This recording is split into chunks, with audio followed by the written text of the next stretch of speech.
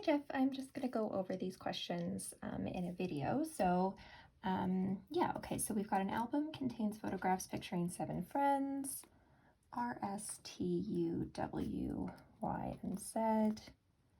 So I'm just starting with this question and going in order. So this is from 45 in 3. Okay. All right. The friends either appear alone or in groups with one another. So this one isn't just an in-group and an out-group. There might be multiple groups. Okay, so Wendy appears in every photograph that Selma appears in. So this is if S, then W. If not W, then not S. Selma appears in every photograph that Yumiko appears in. So if Yumiko appears in a photo, then Selma does as well. If Selma doesn't, then Yumiko doesn't. So we can see how those ones could be together, right? So S, W, U, S, U, S, W, and no W, no S, no U. That doesn't necessarily mean that they're either all together or all separate though, right? So we could have S without U or W without S potentially. All right, 3, R appears in every photograph that Y does not appear in. So if Y is not in a photograph, then R is going to be in that photograph. And if R isn't in a photograph, then Y will be in that photograph. So every photograph has to have at least one of those two. Neither T nor R appears in any photograph that Wendy appears in.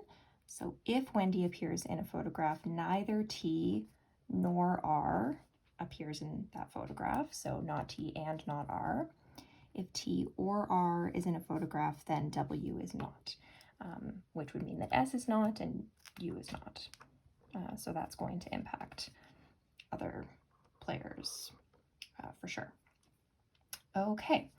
Question 17, if exactly 3 friends appear together in a photograph. So, okay, now one of those friends has to be either R or Y. So we could start there. So if it's R, then we can't have W, S, or U. And our remaining players would be T, Y, and Z. And there's nothing preventing them from being together in any arrangement. Okay, and then for Y, we just have to make sure that we're not putting too many players in here with Y. So we couldn't add U because then we would have to add S and W and there wouldn't be room. So that's really the only thing I would be automatically concerned about. Certainly we can't have U involved in any of these.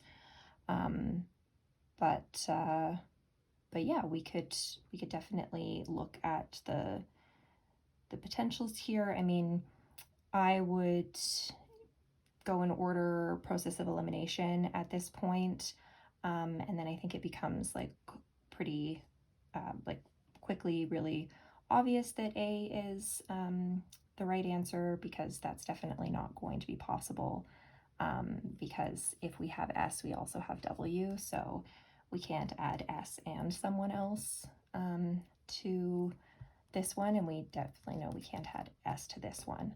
So probably starting out with knowing that we have to have at least one of this pair.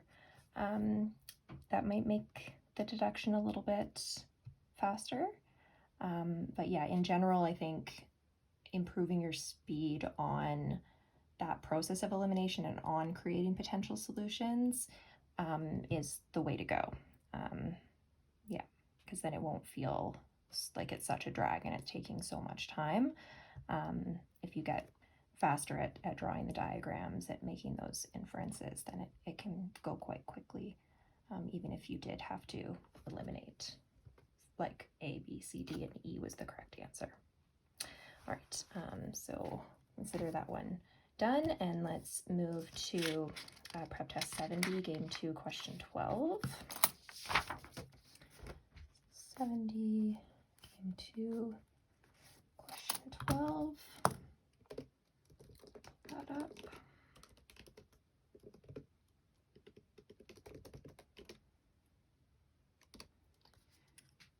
Okay, so for this one, we have a corporate manager selecting employees for a research team. It includes a minimum of 4 out of 8.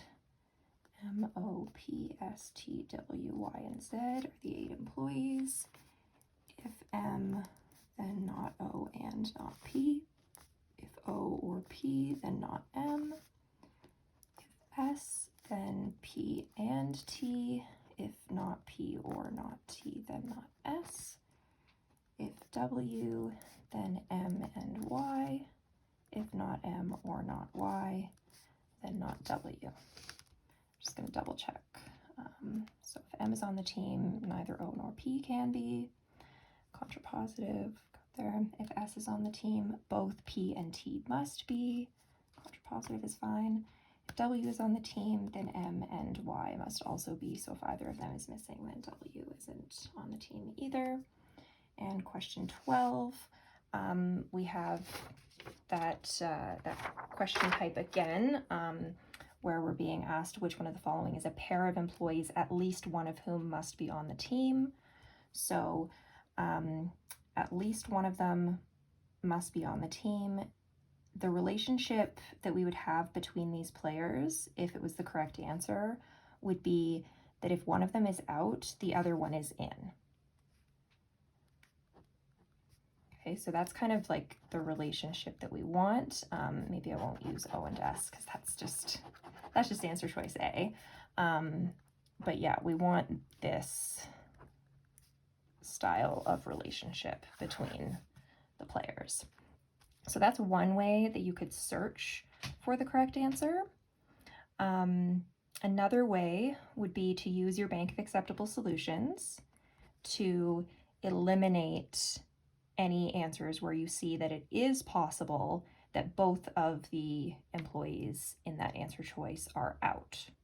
So if you had an acceptable solution where O and S are both out, then you would be able to say that A is incorrect. So O and S both being out, that doesn't actually trigger anything. So there's nothing to tell me that that would be a problem.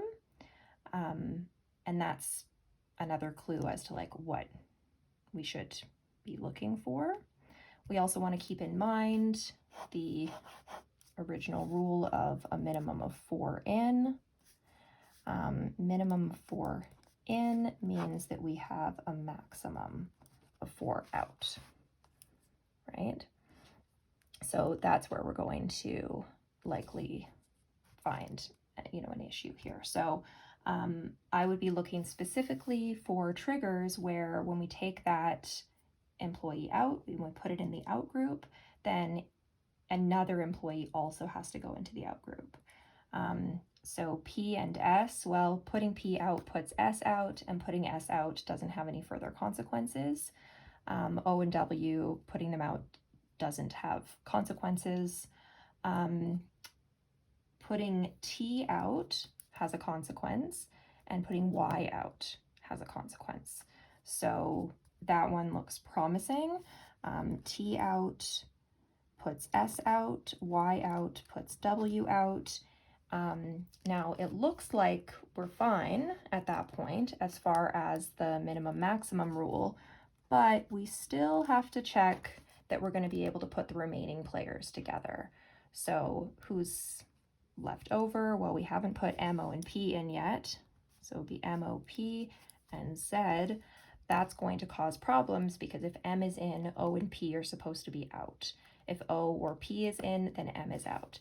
So these guys are not compatible to be together, which makes D the correct answer. Okay.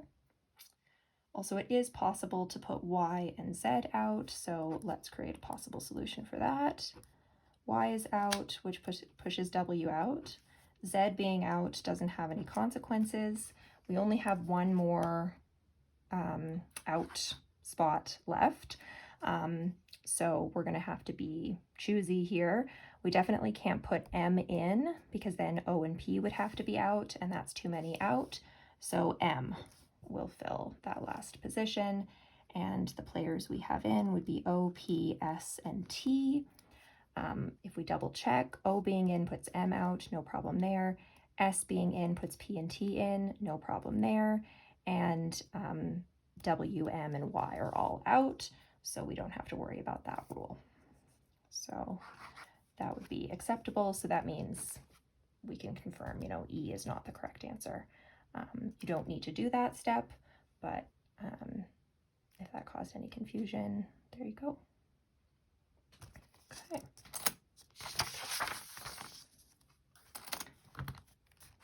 '76, game 4, question 23.